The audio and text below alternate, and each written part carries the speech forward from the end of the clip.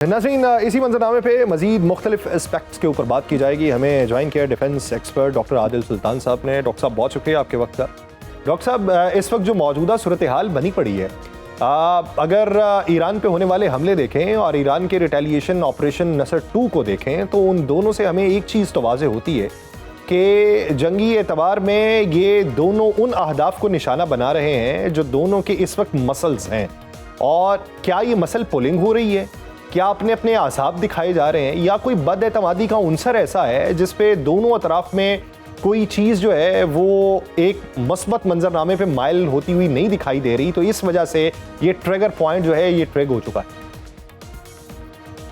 Distrust तो deep rooted है। बहुत अरसे से इन दोनों कंट्रीज के बीच में जो एक डिस्ट्रस्ट का फैक्टर है वो तो बड़ा प्रेवेलेंट रहा है, जिसकी वजह से हमने देखा कि पिछले कई दहाइयों से दोनों जो है कंट्रीज वो एक तरह से अपने आप को दुश्मन समझते हैं। तो वो फैक्टर तो अभी भी है। जो हम समझ रहे थे कि जी मेमोरेंडम ऑफ अंडरस्टैंडिंग हो गया तो कुछ शायद दोनों तरफ से लचक होगी, लेकिन मेरा ख्याल है कि वो एक टेम्परेरी फेज था।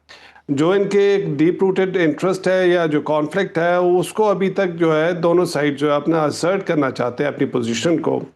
ईरान को भी अब डिस्कवर हो गया कि जी ठीक है, यूनाइटेड स्टेट्स एक सुपर पावर है, एक न्यूक्लियर पावर है, दूसरी तरफ इजराइल भी है, लेकिन उन्होंने अपना मिलिट्री माइट यूज़ करके जो भी कर लिया आजमा लिया, लेकिन ईरान को उस तरह से सबड्यू नहीं कर सके। तो ईरान के लिए भी एक है कि अब जो हरमुज को जिस तरह से वो यूज़ कर रहे हैं, तो जैसे आपने कहा, मेरा ख्याल ये दोनों तरफ से जो है अभी ट्रम्प साहब एक मुश्किल में फंस गए हैं, क्योंकि वो एक पोजीशन से विड्रॉ नहीं करना चाहते, कर सकते भी नहीं है, क्योंकि उनके लिए पॉलिटिकली काफ़ी सुसाइडल होगा। तो वो भी इसको प्रेशर को इंक्रीज कर रहे हैं। और ईरानियंस भी, उन्होंने पहले भी एक रिजॉल्व शो किया था और अभी फिर डेमोन्स्ट्रेट कर रहे हैं कि अगर आप इसी तरह करेंगे तो हम भी तैयार हैं आपको उसी तरह से जवाब देने के लिए। अच्छा सर, आप ये देखिए कि एक तरफ ये हमले भी जारी हैं और दूसरी तरफ एक और ख़बर मंजर आम पे आती है। न्यूयॉर्क टाइम ये पोस्ट करता है कि साबिक सदर अहमदी नैयाद जो हैं वो एक की फैक्टर थे इजराइल के साथ रवाबित के अंदर रहे और इस रजीम चेंज की सूरत में उन्हें बरसर इक़्तिदार लाया जाना था। वही अहमदी नैयाद जिनको इन जंग के दिनों में टारगेट करने की बातें हुई, वही अहमदी नैयाद जिनके बारे में ये हुई कि वो शहीद हो गए, वही अहमदी नैयाद जो इस पूरे 6 रोज़ा सोग की तकरीबात के दौरान भी दिखाई देते रहे। उसी अहमदी नैयाद को जो उनका एक स्पाई भी हो, उनका की फैक्टर भी हो, उसको वो एक्सपोज कर रहे हो बाकायदा खुद कि ये जो था मुखबर था या इसने सारा अरेंज करवाया। तो ये इस वक्त जो इक़दामात उठाए जा रहे हैं, इनके बुनियादी मकासद क्या दिखाई देते हैं? मिस इन्फॉर्मेशन या एक बेयकीनी की सूरत हाल को पैदा करने के लिए है, एक तरह से ईरानियन सोसाइटी के अंदर एक टर्मोइल या एम्बिग्विटी क्रिएट करने के लिए है। लेकिन जैसे आपने बिल्कुल कहा कि अगर ये उनके एसेट थे, फ़र्ज़ करें वो एसेट थे, तो फिर वो उन्होंने ये लीक क्यों किया? क्योंकि इस तरह से तो फिर वो एक सिग्नल करना चाह रहे जो बाकी उनके एसेट्स होंगे ईरान के अंदर, सब कंट्रीज़ के, और स्पेशली यूएस ईरान के अंदर जिस तरह से चलता है, तो डेफिनेटली और भी लोग उनके होंगे, जिसकी वजह से जब हमने देखा तो इंटरनल अपराइजिंग भी ईरान में शुरू हुआ। तो एक तरह से उनको भी मैसेज है कि कल को ये आपको भी एक्सपोज कर सकते हैं। तो मेरा नहीं ख्याल है कि ये कुछ सीरियस होता, काफ़ी इसके अंदर एम्बिग्विटीज़ है, ग्रे एरियाज़ हैं। और जब न्यूयॉर्क टाइम्स से स्टोरी आती है और जो सोर्सेज अननोन होते हैं, इतने क्रेडिबल नहीं होते, तो ये एक डिसइंफॉर्मेशन का ये एक बेयकीनी की सूरत हाल पैदा करना ईरानियंस के अंदर कि जी देखिए आपका पुराना जो पिछला सदर था वो भी इसके अंदर इसराइल के साथ इन्वॉल्व था, अनसर्टेनिटी पैदा करने के लिए। क्योंकि पुश एंड पुल्स तो इंटरनल सोसाइटी के अंदर ईरान के रहे हैं, जैसे कि हमने कोई प्रोटेस्ट देखे थे, उनके स्ट्रीट प्रोटेस्ट वगैरह, तो वो चीज़ें तो है। उस चीज़ को शायद एक ट्रिगर करने के लिए या कुछ सोशल क्रिएट करने के लिए इस तरह की स्टोरीज आ रही है, लेकिन इससे बियॉन्ड मेरा नहीं ख्याल है कि कोई इसमें कोई इतनी सदाकत हो सकती है। अच्छा डॉक्टर साहब, एक चीज़ और बताइए, ये जंग जब थमी या थम रही थी तो अरब ममालिक जिनके ऊपर ईरान ने जवाबी हमले किए थे, उन ममालिक के साथ कहीं ना कहीं ईरान की अंडरस्टैंडिंग हुई थी, जिसके नतीजे में हमने ये देखा कि वो जो पोस्ट वॉर वाली सिचुएशन थी उसमें यूएई के ऊपर हमले ज़्यादा नहीं किए गए, उसमें जो अटैक्स किए गए वो कुछ सिलेक्टिव टारगेटेड्स थे। लेकिन अभी हम ये देख रहे हैं कि वो फिर बेला इम्तियाज़ कार्रवाइयाँ जो हैं वो तमाम अरब ममालिक के अंदर उन अमरीकी अहदाफ को चुन चुन के टारगेट किया जा रहा है जो ईरान समझता है कि उसे जवाब देना चाहिए। तो वो जो अंडरस्टैंडिंग थी वो किस हद तक शेक हुई होगी, और अब अरब ममालिक की मौजूदा प्लानिंग क्या दिखाई दे रही होगी?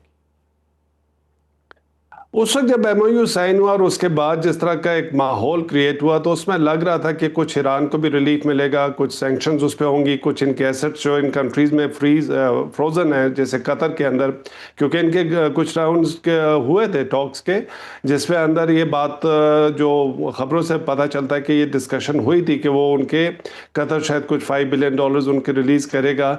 लेकिन चूंकि फिर ट्रम्प साहब उस पर बैक ट्रैक कर गए, तो ईरानियंस भी फिर उनकी भी पोजीशन काफ़ी स्ट्रांग हो गई, उन्होंने हरमुज़ को यूज़ करना शुरू किया। तो मेरा ख्याल है कि अब वो जो एक छोटा एक विंडो मिली थी अपॉर्चुनिटी की कि जहाँ पे ताल्लुकात बेहतरी की तरफ जाना चाहिए थे, वो शायद अब विंडो क्लोज हो चुकी हुई है। क्योंकि आप यूनाइटेड स्टेट्स को अगर देखें, पिछले 3-4 दिन में उन्होंने कहते हैं कि जी हमने 300 टारगेट्स को हिट किया ईरान के ऊपर। तो 300 टारगेट्स मींस के जो भी उन्होंने बॉम्ब्स गिराए, तो वो एक सिग्निफिकेंट एक तरह से आप कह लें कि मैसिव अटैक है। तो ईरान ने भी उसी तरह से रिस्पॉन्ड किया, क्योंकि उसने तो पहले ही कहा था कि अगर आप करेंगे इस तरह तो हम आपके एसेट्स या आपके मिलिट्री बेसिस इस रीजन में हैं, हम उनको टारगेट करेंगे। तो उसमें अनफॉर्चुनेटली जो कंट्रीज लाइक कतर, ओमान, जो एक तरह से पीस मेकर या मीडिएटर का रोल कर रहे थे, वो भी इसके अंदर अभी एक तरह से एम्ब्रॉयल हो गए। तो सूरत हाल काफ़ी कशीदा और पेचीदा हो गई है। तो सर, अभी यमन और सऊदी अरब वाला जो महाज है, उस पे आपको क्या लगता है कि स्पॉइलर कौन है, और उस पे आप क्या समझते हैं कि उस महाज का असर कहां तक जाएगा? क्या ये यमन और सऊदी अरब तक महदूद रहेगा, या फिर ये दीगर और ममालिक के अंदर भी मूव करेगा और ये यूएई सऊदी अरब का एक और महाज जो है वो भी गर्म हो जाएगा? हमें इस रीजन की कॉम्प्लेक्सिटीज का अंदाज़ा तो था, क्योंकि हूती और सऊदीज़ का काफ़ी अरसे से ये एक कॉन्फ्लिक्ट चल रहा था, और उसके अंदर भी ईरान के कुछ ग्रुप्स थे जिनको वो बैक कर रहे थे।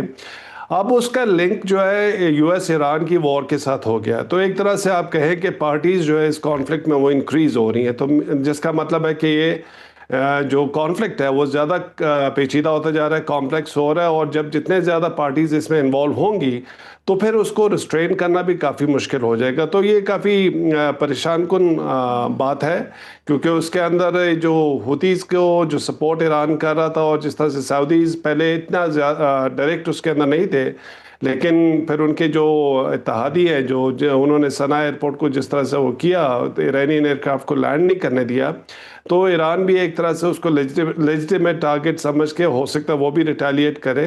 तो ये एक मुश्किल की तरफ सूरत हाल जा रही है, जिसमें पार्टीज़ जो है डायरेक्ट इन्वॉल्व इस कॉन्फ्लिक्ट के अंदर, वो नंबर ऑफ पार्टीज़ ज़्यादा हो जाएंगी, तो ये काफ़ी मुश्किल हो जाएगा इसको कंट्रोल करना। सर, पाकिस्तान की पोजीशन क्या होगी, क्योंकि पाकिस्तान एक डिफेंस पैक्ट के साथ सऊदी अरेबिया के साथ भी है। मौजूदा सूरत हाल में पाकिस्तान सालिस का किरदार भी अदा कर रहा था।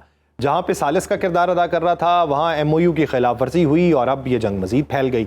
जहां पे डिफेंस पैक्ट है वहां पे हमला हो चुका है, और आने वाले दिनों के अंदर मजीद हमलों के इम्कानात हैं। तो पाकिस्तान की पोजीशन किस हद तक नाजुक है, और पाकिस्तान के पास ऑप्शंस क्या हैं?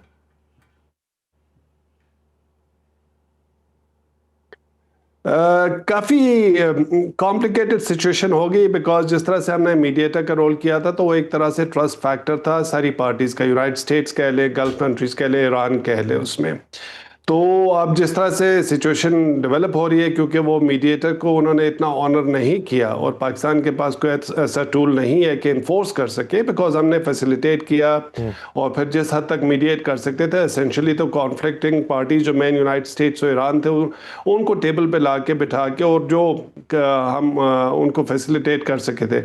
अब उसको इन्फोर्स करने का पाकिस्तान के पास कोई इतना मैकेनिज्म नहीं था, ना हमारी उसमें इस्तात है कि हम किसी एक पार्टी को कुछ कह सके ज़बरदस्ती कि आप ये ना करें। तो वो एक मीडिएटर का रोल जो था, एक हमने जो एक एडवांटेज ली थी या जिस तरह से हमने किया था, वो तो हो गया। अब दूसरी बात जो आप कह रहे डिफेंस एग्रीमेंट का, पाकिस्तान और सऊदी अरब के तो पुराने ताल्लुकात हैं, और कई मरतबा आप लीडरशिप की तरफ से स्टेटमेंट सुन चुके हैं कि अगर सऊदी कोई उनकी टेरिटोरियल या इस तरह के कुछ उनको थ्रेट होती है, तो पाकिस्तान सऊदी अरब के साथ खड़ा होगा, लेकिन उसके काफ़ी एम्बिग्विटीज़ हैं, बिकॉज SMDA जो स्ट्रेटेजिक म्यूचुअल डिफेंस एग्रीमेंट आप जिसकी बात कह रहे हैं, उसकी कॉन्टूर्स जो है वो पब्लिक नहीं है। उसके आर्टिकल्स या किस तरह के किस लेवल तक ये जा सकती है, ये डिफेंस जो पार्टनर एग्रीमेंट है, या पाकिस्तान किस लेवल तक सऊदीज के साथ जा सकता है। लेकिन इस सूरत हाल में, क्योंकि अभी तक सब चीज़ें ख़त्म नहीं हुई, पाकिस्तान एक रिस्पॉन्सिबल एक्टर के तौर पे प्रोबेबली चाहेगा कि ये वो डायरेक्ट उसके अंदर कोई इस तरह की ना स्टेटमेंट आए ना इन्वॉल्व हो, बिकॉज वो पाकिस्तान ही इस वक्त इस पोजीशन में है कि अगर ईरान और यूनाइटेड स्टेट्स वापस रिप्रोचमेंट करते हैं और कुछ उनकी तरफ से लचक होती है, तो पाकिस्तान फिर उनको टेबल पे लाने के लिए कोशिश तो कर सकता है। लेकिन अगर पाकिस्तान ने कोई अगर एक साइड ली या कोई इस तरह की इंक्लिनेशन की बात शो किया, तो प्रॉबेबली पाकिस्तान की पोजीशन पर काफ़ी डेलिकेट हो जाएगी। उस तरह का वो न्यूट्रल आर्बिट्रेटर या मीडिएटर का रोल प्ले करने के लिए शायद पोजीशन में ना हो। अच्छा सर, ये तनाज़ा शुरू तो इजराइल से हुआ था, लेकिन अभी मौजूदा सूरत हाल में इजराइल हमें इस पूरे सर्कल से बाहर दिखाई दे रहा है। सिर्फ लबनान के महाज पे उसका डिस्कशन के अंदर जिक्र नहीं हो रहा, क्योंकि MOU की खिलाफ वर्जी जहां पे देखी जा रही थी वो तो सबसे पहले लबनान के महाज पे देखी जा रही थी। अब वो इससे बाहर है और वो अक्टूबर के लास्ट वीक के अंदर अपने इलेक्शन को भी अनाउंस कर चुके हैं। तो इजराइल इस पूरे मामले पे क्या किरदार अदा कर रहा है? क्योंकि कहीं ना कहीं, बल्कि कहीं ना कहीं क्या बहुत बड़े पैमाने पे वो बेनिफिशियरी तो है, लेकिन उसकी खामोशी भी है। जी, और जब यूनाइटेड स्टेट्स इतना आउट ऑफ द वे जाके विलिंग पार्टनर है इसराइल का, तो इसराइल को कुछ करने की शायद ज़रूरत नहीं है। और अगर आप सारे इसका तज्जिया करें कॉन्फ्लिक्ट का, या इससे पहले भी इस रीजन में जितने कॉन्फ्लिक्ट हुए हैं, तो इसराइल तो प्रिंसिपल इंस्टिगेटर है जिसने इस रीजन को अनस्टेबल रखा है कई सालों से। और अभी भी जो सारा जो जंग का शुरू हुआ, जो हम जून 2025 के अंदर देखते हैं, एक दिन पहले तक तो यूनाइटेड स्टेट्स और ईरान जो है एक न्यूक्लियर एग्रीमेंट के बिल्कुल करीब पहुंच गए थे, जब ओमानीज उनको फैसिलिटेट कर रहे थे। तो इसराइल ने सडनली बॉम्बिंग शुरू कर दी और यूनाइटेड स्टेट्स को परफोर्स उनकी सपोर्ट में आना पड़ा। तो ये चीज़ें हमें तो पता है कि Israel is the main entity जो इस रीजन को स्टेबल नहीं देखना चाहता। आपने लेबनान की बात की, आज उन्होंने गजा पे भी वो किया हुआ। बोर्ड ऑफ पीस आप देख ले जो ट्रम्प साहब ने बनाया था, तो इसराइल ने उसकी क्या अहमियत है उसकी नज़र में, वो बिल्कुल भी उसको कंसिडर नहीं करते। तो वो अपना जो है एक ग्रेटर इसराइल का प्लान है वो उसके ऊपर चल रहे हैं। उनको कोई ज़रूरत नहीं है फिजिकली इसमें इन्वॉल्व होने के लिए ईरान यूनाइटेड स्टेट्स की, जबकि यूनाइटेड स्टेट्स इतना आउट ऑफ द वे जाके डिस्पाइट ऑल द ह्यूमिलिएशन वो इसराइल के इंटरेस्ट को या उसकी सिक्योरिटी को सेफगार्ड करने के लिए वो मिलिट्री एक्शन ईरान के लिए कर रहा है। तो उनका तो पर्पस एक तरह से सर्व हो रहा है विदाउट इन्वेस्टिंग एनी मिलिट्री अपना कैपिटल इसके अंदर, इस जंग के अंदर। अच्छा सर, आप समझते हैं कि इस जंग के नतीजे में हालात अभी मुस्तकबिल करीब के अंदर सुधरेंगे नहीं, और इसका एक बड़ा असर जो है वो माशी सतह के ऊपर पड़ेगा? क्योंकि इसे अगर एक आम इंसान की नज़र से देखा जाए तो उसकी ज़िंदगी किस हद तक मुतासिर होने वाली? एब्सोल्युटली जी, देखें हम जिस रीजन में रहते हैं हम तो खुद डायरेक्टली इफेक्ट होता है कि यहाँ से बॉम्ब गिरते हैं, यहाँ पे फ्यूल प्राइस ऊपर चली जाती है। तो पाकिस्तान के अंदर पे तो उसका डायरेक्ट इम्पैक्ट आता है, कोई मिनट्स आ जाता है, तो वो डेफिनेटली हर एक पे अफेक्ट करता है।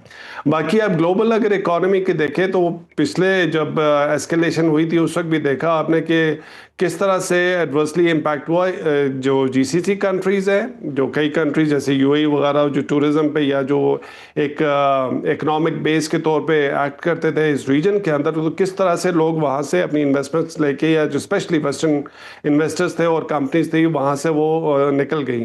तो इस रीजन के लिए तो काफ़ी एडवर्स इम्प्लिकेशंस होंगी, लेकिन ग्लोबली भी। और ट्रम्प साहब की सबसे परेशानी है कि वो इस चीज़ के अंदर एम्ब्रॉयल तो हो गए हैं और इकोनॉमी के बेस पे वो इलेक्शंस लड़े थे और वो बिजनेसमैन भी है, तो सबसे ज़्यादा उनको एक पॉलिटिकल जो इसका लॉस होगा नेक्स्ट नवंबर इलेक्शन में, क्योंकि अगर ये जंग तवील होती है तो जो इकोनॉमिक रिसेशन की तरफ अगर जाते हैं और इकोनॉमी पे एडवर्स इम्पैक्ट होता है तो उनका पॉलिटिकल फ्यूचर भी काफ़ी एक तरह से उसमें ख़तरे में पड़ सकता है ट्रम्प साहब का मिड टर्म इलेक्शंस के बाद। तो ये तो ग्लोबल लेवल पे इम्पैक्ट तो होगा, और हम अपने कंट्री में या रीजन पे तो डेफिनेटली हम देख चुके हैं पिछले फेज के अंदर भी कि हम डायरेक्टली इफेक्टिव होते हैं जैसी कुछ इनके कॉन्फ्लिक्ट जो एस्केलेट करता है। अच्छा सर, अभी अगर देखें तो वे आउट आपके नज़दीक कोई है? कतर सालसी कर रहा था, वो कहता है अब मैं नहीं करूँगा। पाकिस्तान के पास ऑप्शन क्या है? बारहा मेज़ के ऊपर बिठाया, अब फिर उस नहज तक पहुंचे हुए हैं कि हर एक की अपनी तशरीहात है एमओयू की, कि उसकी जो क्लॉज 5 है वो उनके नज़दीक ये थी कि हमारे वाला रास्ता इस्तेमाल होगा, खलीज ओमान नहीं होगा। अमेरिका के नज़दीक ये थी कि नहीं, सिक्योरिटी प्रोवाइड की जाएगी, रास्ते की हुई थी, उसके पैसेज के वे की नहीं हुई थी कि 1 वे होगा, 2 वे होगा, या खलीज ओमान होगा, या खलीज ईरान वाला जो है वो मंजरनामा होगा। तो हर एक की अपनी तशरीहात है। जब हर एक अपनी तशरीहात लेके जाएगा तो आपके पास नरेशन क्या बचेगी कि आप उनको समझाएं कि नहीं, हमने ये अंडरस्टैंड किया था, इन्होंने ये किया और आपने ये किया। तो अब वे आउट है क्या? वे आउट काबिल अमल दिखाई भी दे रहा है या अभी 5-7 दिन इसी तरह गुजरते हुए दिखाई देंगे? 5-7 दिन से शायद ज़्यादा ही हो जाए, बिकॉज चीज़ें अभी काफ़ी कॉम्प्लिकेट हो गई हैं। तो वे आउट तो फिलहाल कुछ नज़र नहीं आ रहा कि कुछ इस तरह की बात हो कि पार्टीज़ वापस आके बैठ जाए, क्योंकि इसमें सबसे ज़्यादा नेगेटिव रोल इस वक्त जो प्रेसिडेंट ट्रंप साहब जो है वो रोल प्ले कर रहे हैं। उनकी ट्वीट्स देखे, जिस तरह से वो कहते हैं, कभी ईरान को धमकियाँ देते हैं, कभी उनके लीडरशिप को एक तरह से वो मलाइन करते हैं, उनके लिए जो अल्फाज यूज़ करते हैं, तो डेफिनेटली ईरान की तरफ से वो रिएक्शन तो होगा। फिर वो कभी कहते हैं कि जी हम गारंटर होंगे ये स्ट्रेट ऑफ हर्मुज़ के और 20% हम लेंगे। आज उन्होंने गल्फ कंट्रीज़ को कहा कि जी ये हमें पे भी करेंगे इस स्ट्रेट ऑफ हर्मुज़ को जब यूनाइटेड स्टेट्स खुला रखेगा, और अगर वो पे नहीं करेगा तो वो इन्वेस्टमेंट डील्स के तौर पे वो करेगा। तो वो तो एक तरह से इसको प्योरली बिजनेस वेंचर के तौर पे कर रहे हैं, जिससे काफ़ी मुश्किलात में इजाफा हो रहा है। शायद उनके एडमिनिस्ट्रेशन के बाकी लोग जो एमओयू के अंदर निगोशिएशंस में इन्वॉल्व थे, उनकी ईरानियंस की और बाकी थर्ड पार्टीज पाकिस्तान, कतर वगैरह, मेरा ख्याल है कि उनकी तशरीहात बिल्कुल ठीक थी। जब एमओयू साइन हुआ तो ये जो लैंग्वेज डिप्लोमेटिक लेवल पे होती है तो काफ़ी इस पे निगोशिएशंस हुई थी। आपने देखा था कई घंटों तक इनकी मीटिंग्स होती रही, तो उस वक्त एक कॉमन अंडरस्टैंडिंग तो पहुंच गए थे सारे पार्टीज। लेकिन ट्रंप साहब का एक जो है वो कभी भी कोई इस तरह की चीज़ कर देते हैं कि सारे प्रोसेस को अंडरमाइन करते हैं। वो खुद करते हैं या उनसे करवाया जाता है on behest of Israeli lobby. ये एक जो एक इशू है जिसको जब तक एड्रेस नहीं किया जाएगा, ये इशू है जिसको जब तक एड्रेस नहीं किया जाएगा तब तक ये मसाइल जो हैं वो हल होते हुए दिखाई नहीं देते।